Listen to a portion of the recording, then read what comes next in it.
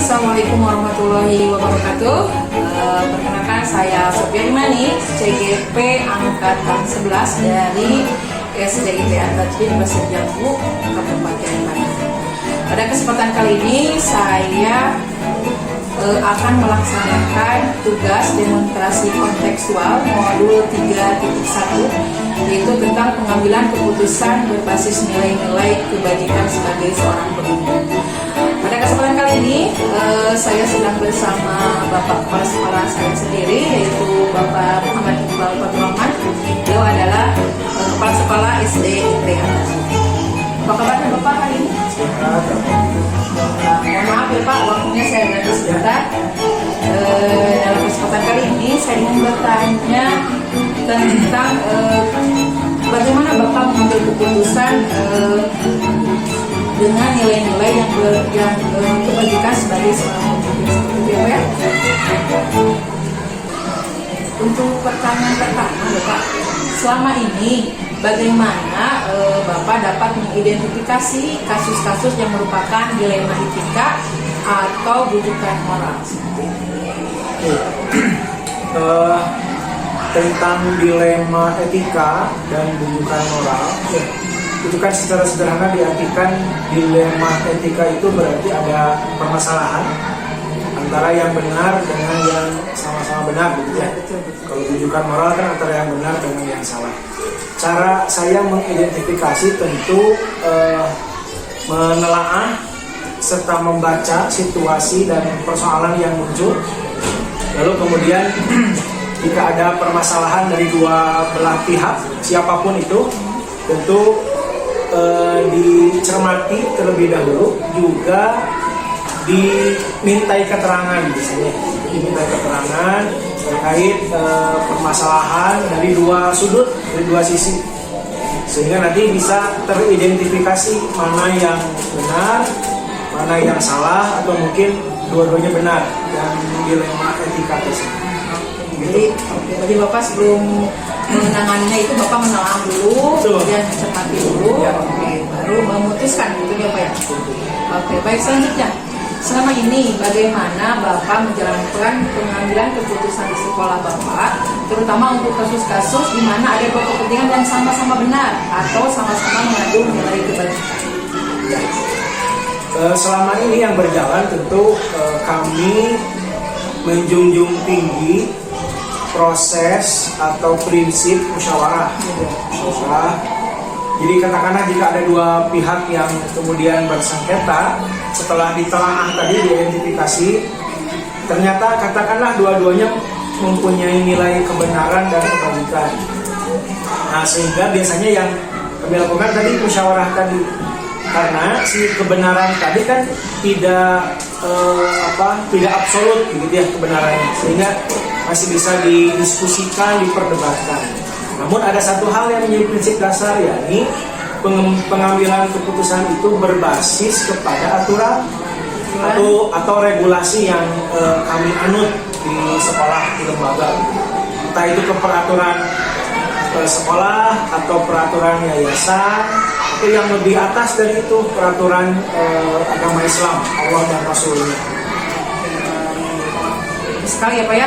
Jadi Bapak ketika mengambil keputusan itu musyawarah dulu, kemudian mematuhi aturan sesuai dengan aturan sekolah, yayasan, atau aturan agama yang kita anut. Baik Bapak. Selanjutnya, langkah-langkah atau prosedur seperti apa yang biasa Bapak lakukan? Langkahnya yang tadi diidentifikasi terlebih dahulu. Setelah diidentifikasi, tentu saya juga berbicara di luar forum terlebih dahulu dengan beberapa pihak yang memungkinkan untuk dimintai pendapat. Katakanlah ada permasalahan di antara dua guru, misalnya dua guru, sehingga saya minta pendapat kepada wakil kepala sekolah bidang kurikulum, misalkan ke wakil kepala sekolah lain atau bahkan minta pendapat dari perspektif ketua yayasan gitu ya. Nah setelah teridentifikasi baru dikumpulkan dalam satu meja, dalam satu forum, kemudian didiskusikan tadi merujuk pada aturan, ditimbang manfaat dan madorotnya, ditimbang baik dan buruknya dari perspektif berkelanjutan maksudnya, sehingga setelah itu dibuatlah keputusan. Selanjutnya Bapak, hal-hal apa saja yang selama ini Bapak anggap efektif dalam pengambilan keputusan pada kasus-kasus dilema etika? Dalam kasus dilema etika yang tadi saya sampaikan bahwa musyawarah menjadi jalan utama. Lalu kemudian tadi dalam sesi musyawarah sama-sama ditelaah oleh semua pihak yang terlibat, manfaat dan madorot gitu ya. Karena kadang-kala si kebenaran di satu pihak itu tadi tidak absolut mutlak seperti itu. Kadang dicampuri juga oleh kepentingan gitu ya, kepentingan pribadi, juga ego sendiri gitu ya, dan seterusnya. Jadi secara aturan mungkin hal itu benar, tapi berbasis pada ego gitu ya, pada ego. Selanjutnya Pak, yang selanjutnya, hal-hal apa saja yang selama ini merupakan tantangan dalam pengambilan keputusan pada kasus-kasus dilema? Tantangannya yang tadi di mana orang-orang atau pihak-pihak yang terlibat dalam masalah mereka mengedepankan ego, tapi berlindung di balik nilai kebajikan dan kebenaran tadi. Jadi karena kebetulan misalkan dia memang nggak mau seperti itu, dan ternyata secara aturan memang nggak boleh seperti itu, sehingga itu menjadi tantangan tersendiri. Juga saya kira ini juga manusiawi bahwa setiap orang itu ingin mempertahankan atau ingin segala sesuatu itu berjalan sesuai dengan kehendaknya. Itu yang menjadi tantangan luar biasa, meyakinkan orang-orang yang bersengketa, katakan begitu, untuk memilih jalan yang terbaik. Jadi memang setiap orang di lembaga pendidikan terutama itu memang memiliki keharusan berjiwa besar. Itu yang lumayan sulit ya, menerima bahwa ternyata pendapat dia lebih bagus, pendapat dia lebih maslahat, lebih manfaat. Itu yang kadang-kala sulit. Jadi tantangannya itu ya, depan ego dan juga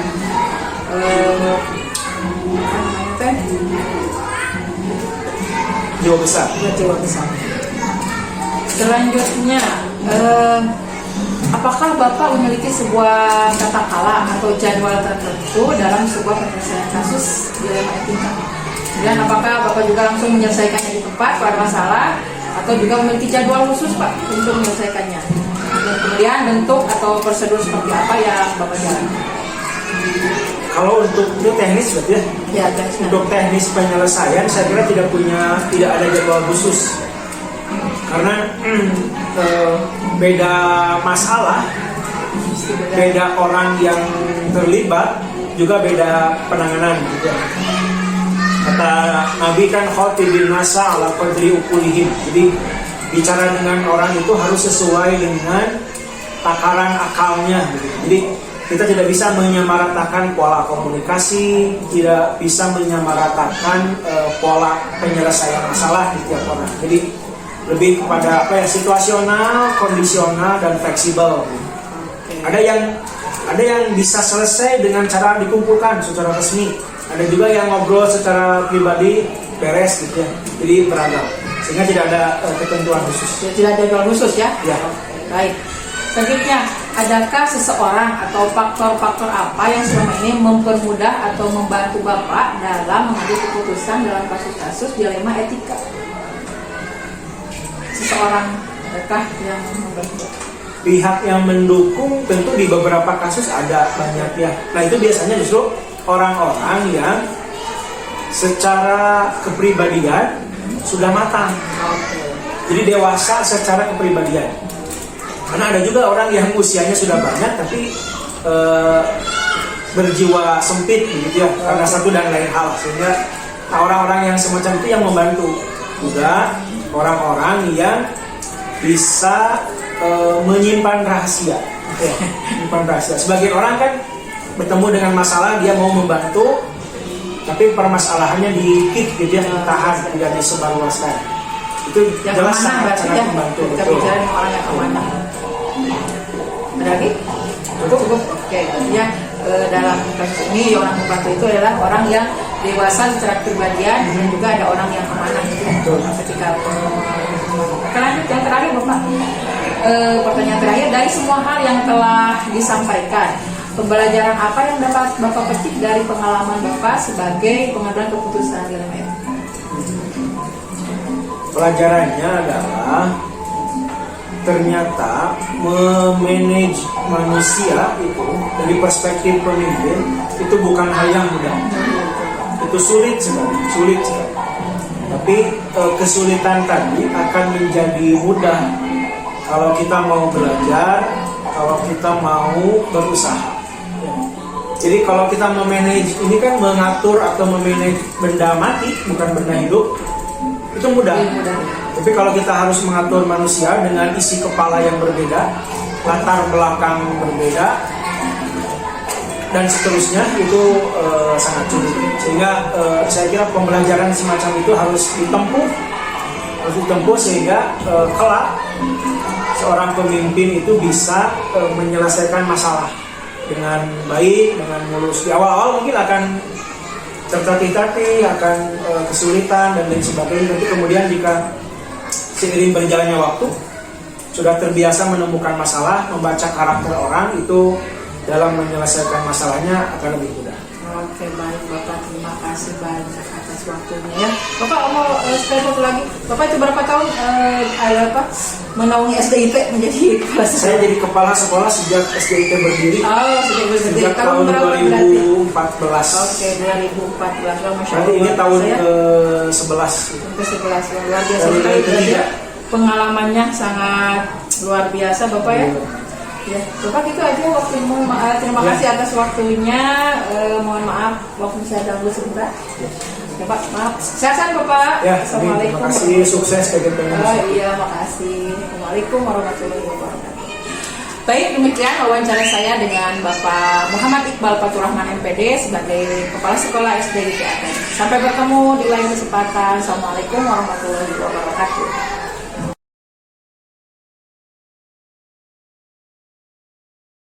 Assalamualaikum warahmatullahi wabarakatuh. Perkenalkan, saya Sofian Mani, CGP Angkatan 11 dari Kabupaten Bandung. Tepatnya di SDIT Antajin Pasir Jambu. Modul 3.1 yaitu tentang pengambilan keputusan berbasis nilai-nilai kebajikan sebagai seorang pemimpin.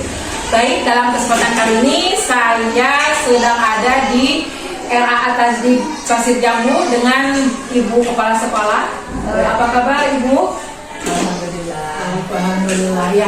Ini adalah Ibu Ella Kalasni. Beliau adalah Kepala Sekolah RA Tajdi Pasir Jambu.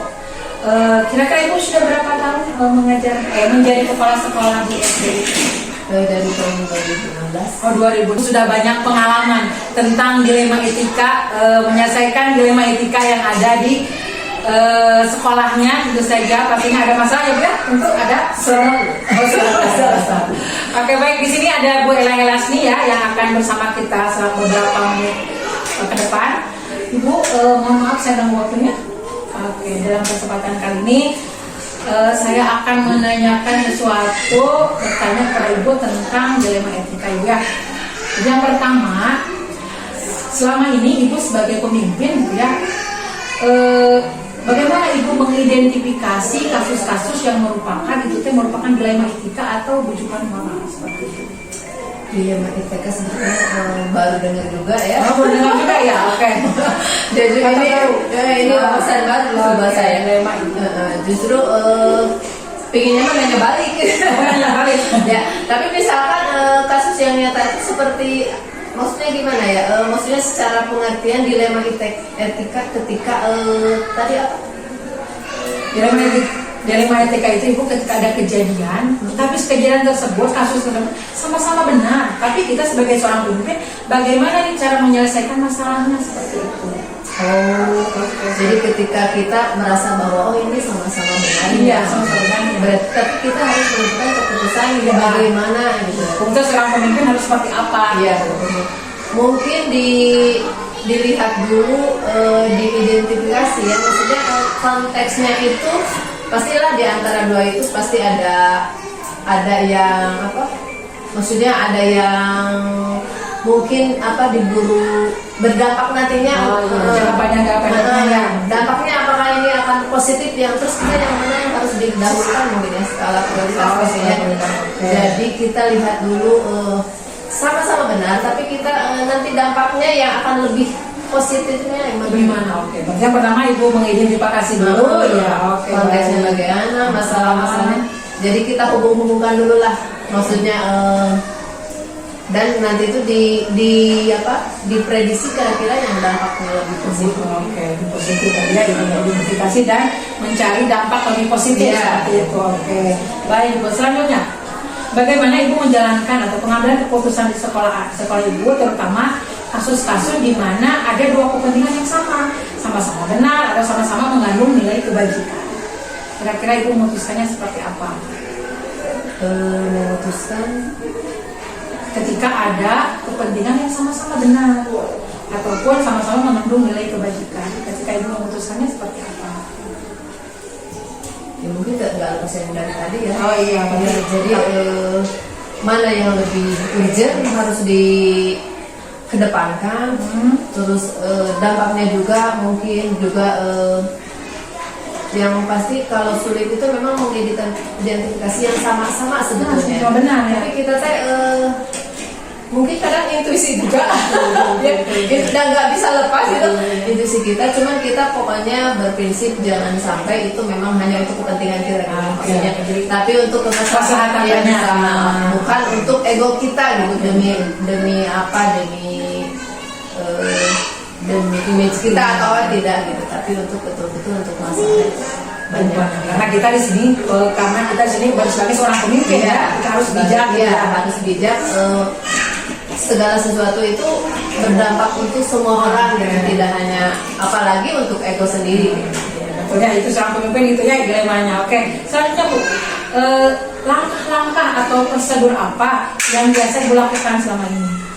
Ya itu tadi biasanya apa nih kalau Masnya identifikasi ya masalahnya itu apa, terus kenapanya itu harus betul-betul akurat lah, harus betul-betul, dan kita kontekstualnya itu harus jelas ya, harus jelas kenapa bisa begitu, terus dan kita juga mungkin terima masukan juga dari guru, terus mungkin kita juga sudah ya memprediksi dampaknya bagaimana kalau ini diambil,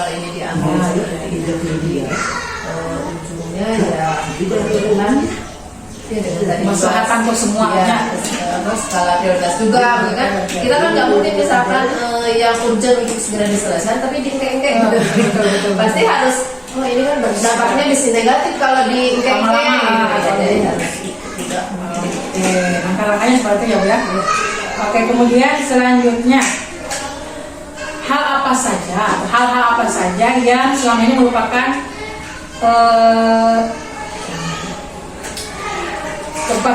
hal-hal apa saja yang selama ini Ibu anggap efektif gitu ya, Ibu anggap efektif dalam pengambilan keputusan pada kasus-kasus dilema etika. Hal-hal yang efektif dalam mengambil keputusan. Mungkin apa ya, ketika itu tadi, ketika kita memprediksi dampaknya ke depan, ketika Sesuatu hal diputuskan, sesuatu itu diputuskan, apa dampak ke depannya, apakah lebih banyak positifnya atau negatifnya, mungkin itu salah satunya ya. Salah satu diambil keputusan, dan kita betul-betul ya juga mengambil masukan juga tidak gitu, tapi itu lagi kita tuh sebagai pemimpin harus tetap keputusan ada di kita gitu. Meskipun banyak tekanan dari luar seperti apa, tapi tetap kita punya otoritas untuk memutuskan dan kita siap dengan keputusan itu. Ketika kita sudah mengambil kebijakan, kita siap dengan resiko apa. Berapa jadi pemimpin selama ini pun cukup banyak semangat. Biasa ya Bu ya. Sudah biasa. Alhamdulillah ya Bu ya. Kemudian Ibu, selanjutnya hal-hal apa saja yang selama ini merupakan tantangan dalam pengambilan keputusan ya seperti itu. Jadi tantangan ketika Ibu mengambil keputusan dilema itu. Ketika ketika faktor yang melatar belakangi sama seperti apa maksudnya gini, kita kadang ada rasa empati ya, maksudnya nggak tega ya, nggak tega terus, tapi ini kan Harus profesional kita sebagai seorang pemimpinnya. Nah itu sebetulnya suka dilema juga gitu. Tapi kita melihat dengan kondisi kita yang memang terutama biasanya dengan dulu ya, maksudnya ketika kita kebijakan kita ingin profesional, tapi di sisi lain kan kita juga belum bisa memberikan tunjangan yang layak untuk itu gitu, profesional itu kan biasa ditunjang dengan tunjangan, ya, betul, kita belum. Nah untuk menuntut hal itu kan cukup sulit gitu.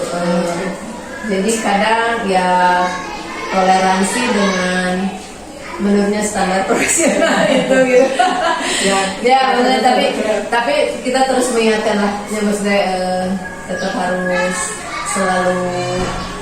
selalu mengingatkan dan bahwa ini tuh keputusan tuh yang saya ambil itu bukan tuntutan profesional, tapi memang karena saya aja, maksudnya karena rasa nggak bisa itu ya, karena kita bisa menceritakan mereka, tapi tolong ini harus jadi apa, maksudnya bisa belajar dari masalah yang ini untuk ke depannya, jangan ya gitu lah.